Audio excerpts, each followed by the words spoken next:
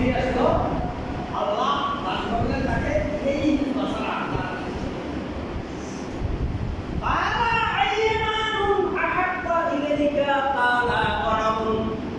তোমার কাছে কোন মাছ পছন্দ বলতেন আমার কাছে ছাগল পছন্দ গরম মানে ছাগল তখন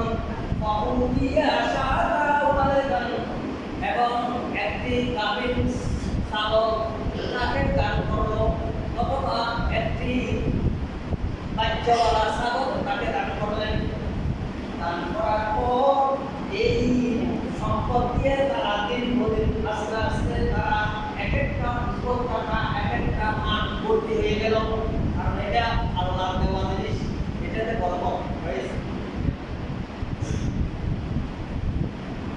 ওয়াদিন বলে হাযা ওয়াদিন মিনাল গনম এমনকি এমন ছাগলের পাল হয়ে গেছে ওয়াদিন মানে কি উপত্যকা ভর্তি হয়ে গেছে এমন ছাগল উৎপন্ন হয়েছে উপত্যকা ভর্তি হয়ে গেছে তখন আল্লাহ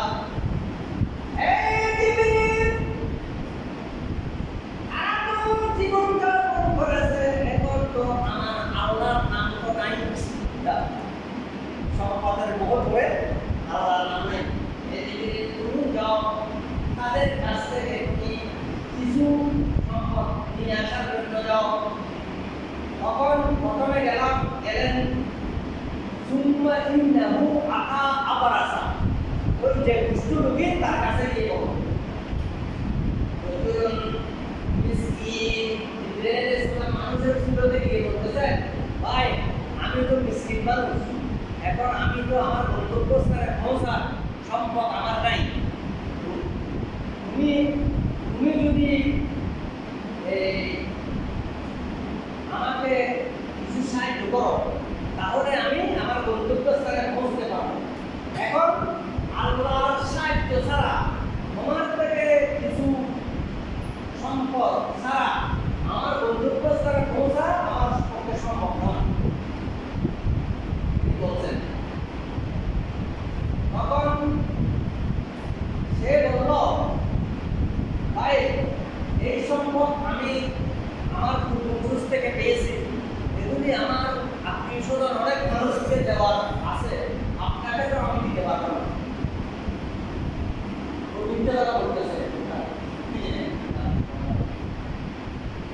তখন বললেন জিবরিল কি বলছেন দেখেন তার মধ্যে সময় দেওয়া জিবরিল বলতেছে আচ্ছা তোমাকে তো আমার সিনে মনে হচ্ছে তুমি কিছুদিন আগে তোমার কষ্ট রোগী ছিল তোমার একজন মানুষ এসে তোমাকে সম্পদ দিয়ে গেছে তুমি আজকে সম্পদের মালিক হয়ে গেছো ঠিক না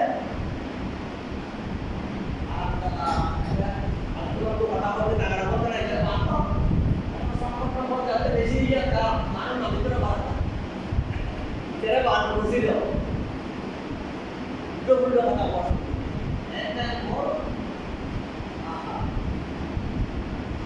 তারপরে জিবরিলের সাথে যখন এই কথা বলতেছে তখন জিবরিল বলতেছে তুমি আগের মতো হয়ে যাও এই কথা বলে জিবরিল বিস্ময়ে এখন আবার সেই আগের মতো অসুস্থ হয়ে আল্লাহ আল্লাহ আল্লাহ এতদিন ধন সম্পদের মোহ করে আল্লাহ নাম নেয়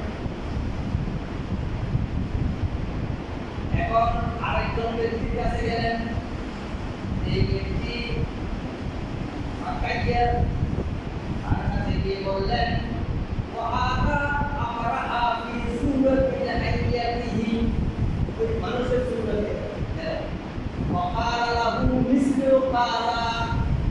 ما قال لهذا ওই রকম যেরকম বলছেন সেরকম বলছেন বলার পর তিনিও বলছেন আরো ধমক দিতেছেন এই জিনিস আমি তোমাকে দিতে পারবো না এই গরু আমি তোমাকে দিতে পারবো না এই বলেন আরো ধমক দিয়ে বলতেছেন তারপর গেলেন অন্ধ লোকদের কাছে গেলেন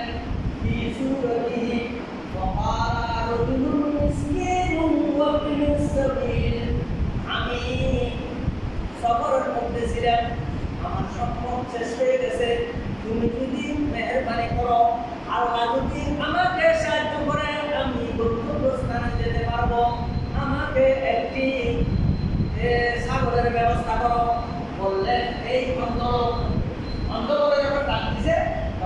বলতেছেন, হে বান্দা, আমি তো ধন সম্পদের মোহ করে আমি দুনিয়ার দিকে চলে গেছি, আমি তো আল্লাহর কথা ভুলে গেছি।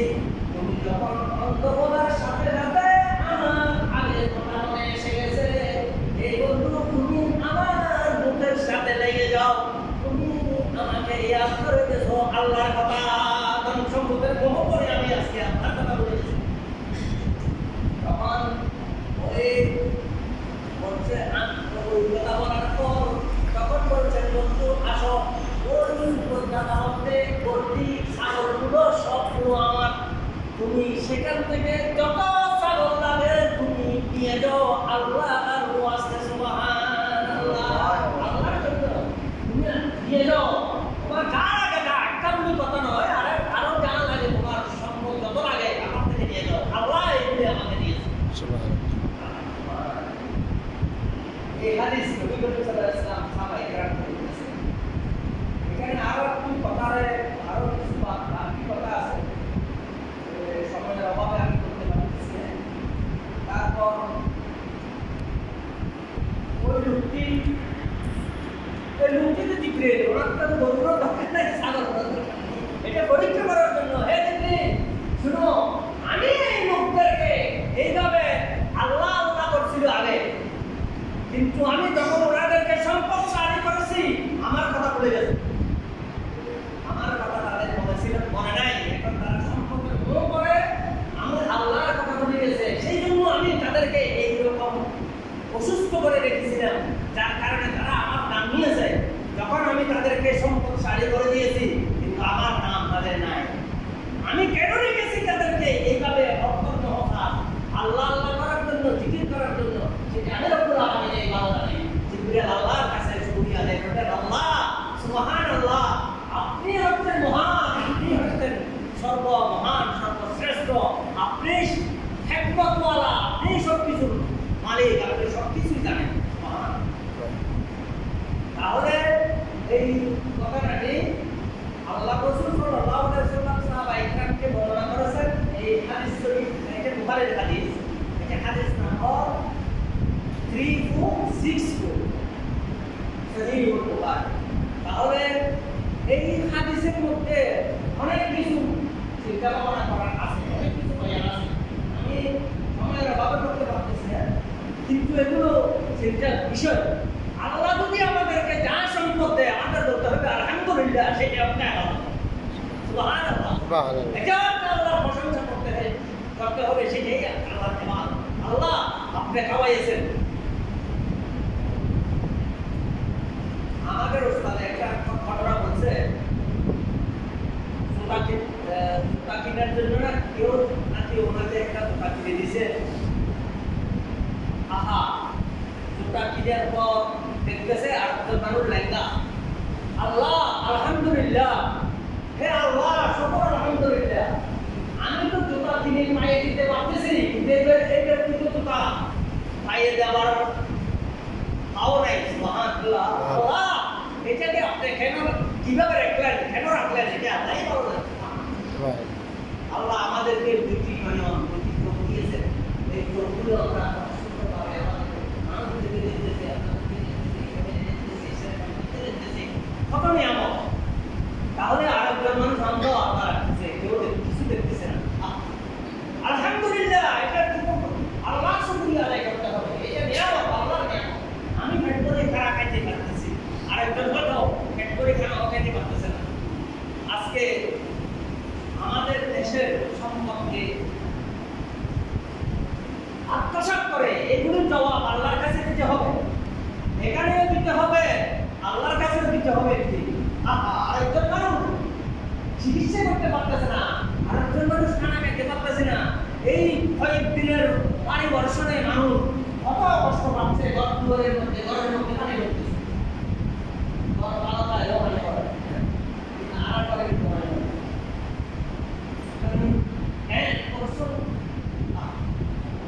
এই আগে কষ্ট করে মানুষের রই আগে ওরা ভূত বিগতে দিয়া আগার ভূত দিয়া আত্মসাৎ করি, গরিবুর উদ্ধার করি আর দেশের উদ্ধার করি।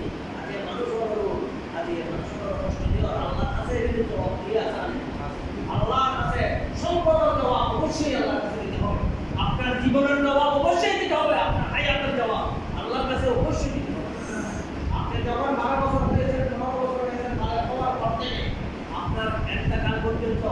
এই জীবনের জবাবদিহি আল্লাহর কাছে অবশ্যই অবশ্যই করতে হবে। এটা তারা 10-15টা হাদিস